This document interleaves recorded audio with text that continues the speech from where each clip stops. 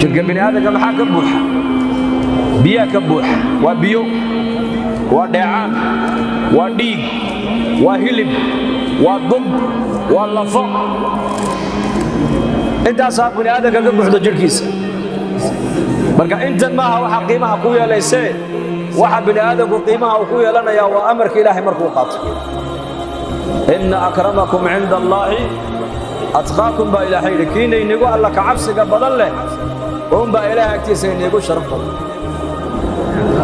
marka waxa laga abuuray baa la yiraahdaa eegin mar walba waxaad eegtaa waxa adiga lagu abuuray eeg waxa laga abuuray ha eegin waxaad haysatana ha eegin waxaad adigu aad tahayna ha is eegin qabiilkaad ka dhalatayna ha eegin aqoontaad leedahay adduunyadaada ha eegin darajaadka adduunyada waxaad ka haysataa ha eegin waxaad eegtaa wixii lagu abuuray waa maxay waa cibaado waa inaad eegtaa ilaahay amarkiisa ma haystaa mise ma haysatid